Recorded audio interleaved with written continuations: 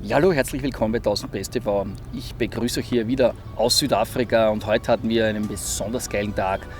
Ein ganzer Tag im harten, leibernden Gelände hier in Südafrika mit Afrika drin. Bleibt dran, ich habe viel zu berichten.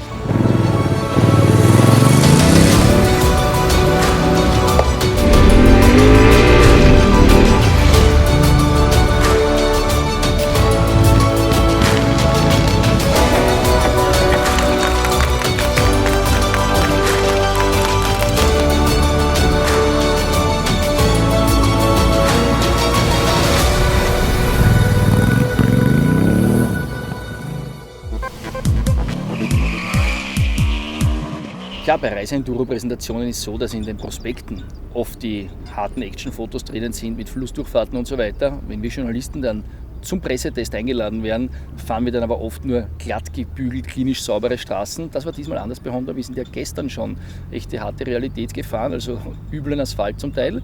Und heute 60 Kilometer Offroad hier im afrikanischen Hinterland mit der Reise-Enduro, mit der Afrika Twin. Und da habe ich dann schon gemerkt, oder ich habe eigentlich schon gewusst, dass das Motorrad gut funktionieren muss, weil so ein internationaler Pressetest ist ein gewaltiger Aufwand für die Hersteller. Da fliegen Journalisten aus der ganzen Welt hierher und das Nadelöhr sind immer die Motorräder. Das heißt, nur eine sehr, sehr begrenzte Anzahl an Motorrädern steht hier und das Risiko ist natürlich unglaublich groß, wenn dann die Motorräder reihenweise geschrottet werden, weil sie nicht gut funktionieren im Gelände, dass dann das ganze Event in sich zusammenbricht.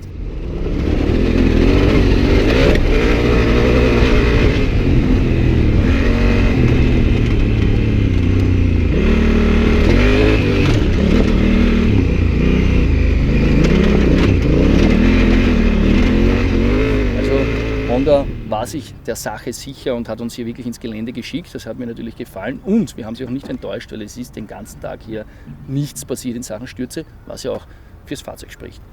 Wir haben mal begonnen mit leichten Schotterpassagen. Da war es so, dass wir die Vorteile von gestern nochmal haben verifizieren können. Das Motorrad stabil, vertrauenserweckend.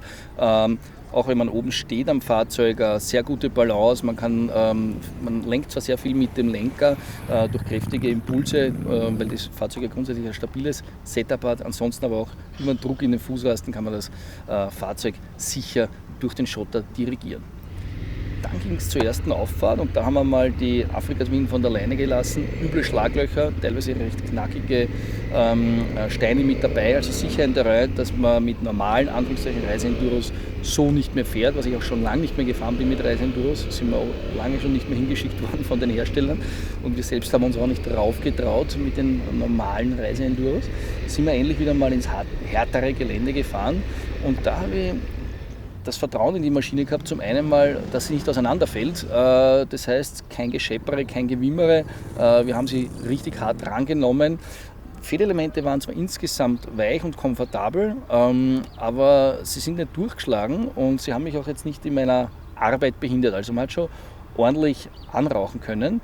Und das Motorrad, ihr seht das hier, es hat ja schon einige Journalisten-Turns hinter sich, ohne Spuren hat sie diese härteren Passagen gut gemeistert. Ja, neben mir ist jetzt der Gerd Töhle, Testchef von Europas größter Motorradzeitschrift Motorrad.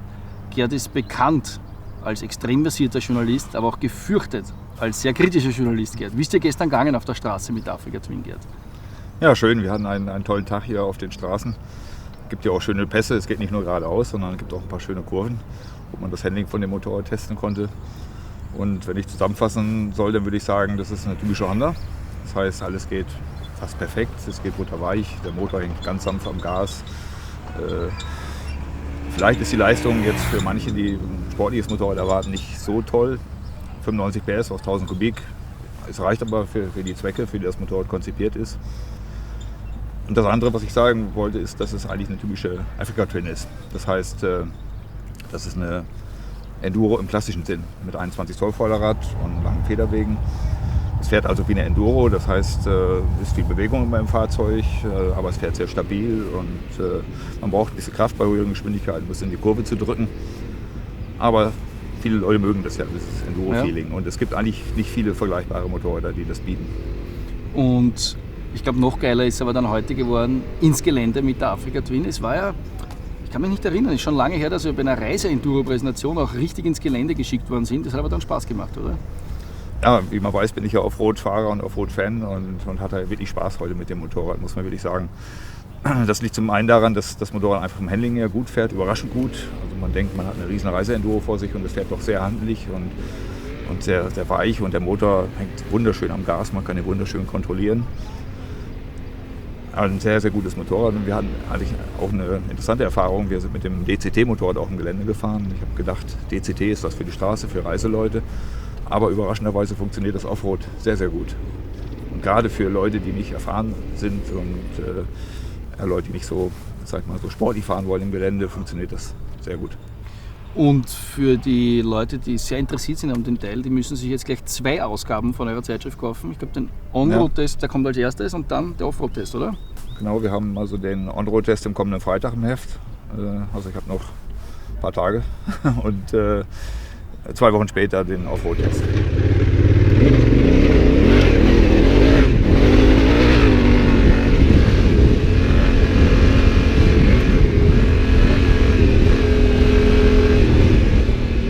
Wir sind dann in den tiefen Sand gefahren und das ist natürlich mit einem Desert Bomber wie der Africa Twin echt die harte Prüfung, weil das Fahrzeug natürlich vorne recht schwer ist und ich bin zum Sand hingekommen und habe schon gesehen, übles Geschlingere in den Spuren, da war mir klar, jetzt wird es heftig und auch ich bin dort im Sand fast abgegangen und habe gedacht, okay, hier hat die Africa Twin ihren Meister gefunden, ganz im tiefen Sand ist es doch nicht ihr Revier, aber der Guide hat mir dann den Trick erklärt, wie man da an die Sache rangehen muss. Natürlich das Gewicht weit nach hinten zu verlagern, war mir klar, aber den Lenker auch locker lassen und mit der Hinterbremse ein bisschen mitbremsen, um die Balance vom Motorrad noch ein bisschen zu optimieren. Und siehe da, beim nächsten Durchlauf ging es dann schon viel besser. Tatsächlich ein echter Desert Bomber, der Africa Twin. Ihr seht es im Onboard-Video, kann man richtig schön auch durch den doch tiefen, feinen Sand durchfahren, hat wirklich viel Spaß gemacht.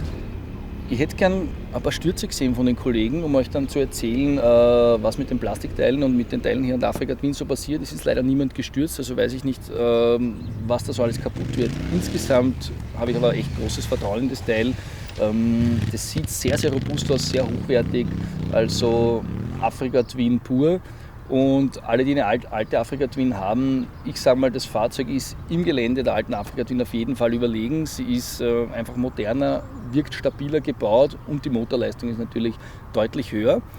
Und das ist jetzt ein Punkt, wo ich natürlich sagen muss, wo die einzige Schwachstelle auftritt beim DCT-Getriebe.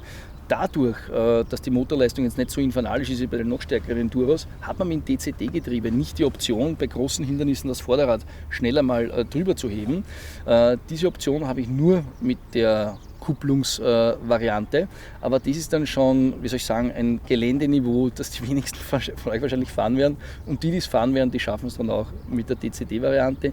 Insgesamt muss ich sagen, trotzdem für mich die Empfehlung, DCT-Getriebe zu kaufen. Das Mehrgewicht war mir im Fahren heute komplett egal, aber es ist echt gespenstisch, wie gut das hier auch im Gelände funktioniert hat.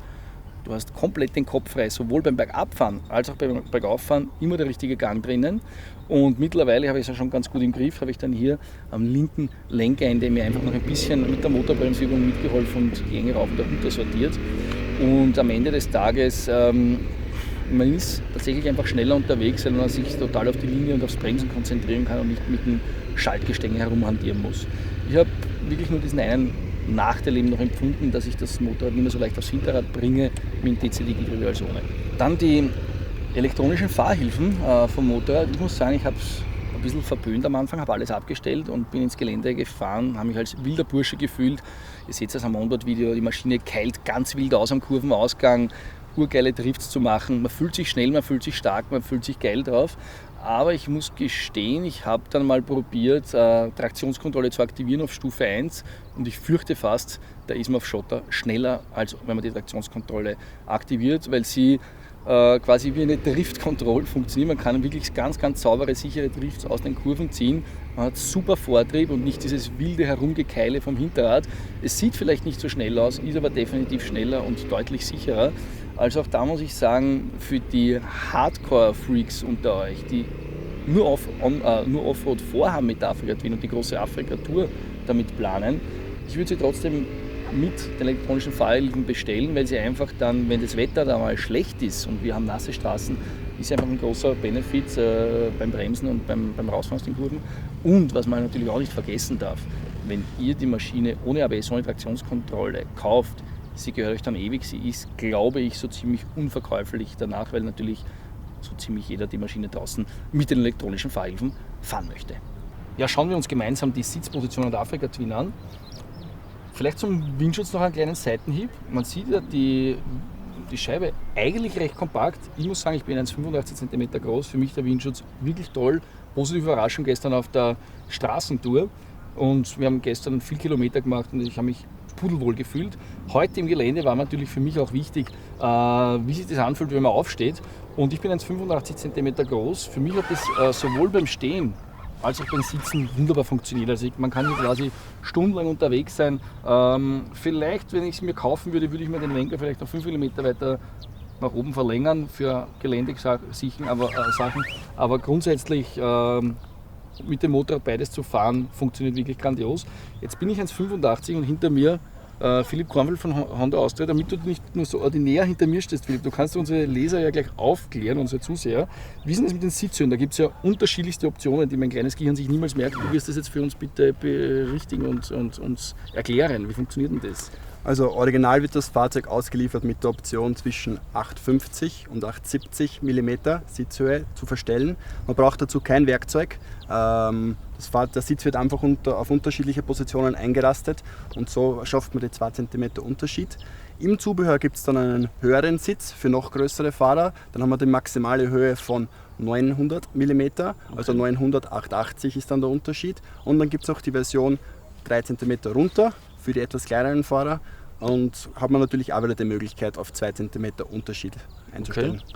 Da muss ich sagen, dass sich die Africa Twin vielleicht auch Leute anschauen, die sonst Reisenduros ein bisschen ängstlich begutachtet haben, mit der niederen Sitzbank und ich sage doch der recht schmalen Silhouette hier, glaube ich, dass ihr der Africa Twin eine Chance geben könnt, auch wenn ihr jetzt nicht so große Hühnen seid wie der Philipp und ich. Ja. Ja, insgesamt habe ich jetzt hier 2 wirklich gute Tage gehabt mit der Africa Twin in Südafrika und für euch ein Fazit für die Maschine. Ich muss sagen, wenn man sich die ganzen Bilder von Honda ansieht, das Prospektmaterial, die Webseiten, die Videos, da werden gewisse Bilder erzeugt, Versprechungen gemacht. Und da sage ich, da hat Honda nicht so viel versprochen, was die Africa Twin kann. Ich finde, sie kann sogar noch viel mehr, weil was ich gar nicht geglaubt habe, ist, wie unglaublich vielseitig die Maschine ist. Gestern auf der Straße, wenn man möchte, ein ganz gemütlicher Kilometerfresser, ein Gleiter, der auch für die unter euch grandios ist, die halt nicht so spektakulär unterwegs sein möchten. Und heute im Gelände ein richtiger Emotionsbrocken und für mich das Honda-Highlight der letzten 10 Jahre, muss ich fast sagen. Ja. Ein echter Emotionsbrocken im Gelände, der 100%ig zur Lackierung passt vom gesamten Package, der genau zu dem passt, wie die Africa Twin in den Prospekten uns verkauft wird. Ein 95 PS Abenteuermotorrad, mit dem man auf Welteroberungstour gehen kann und da wünsche ich viel Spaß dabei.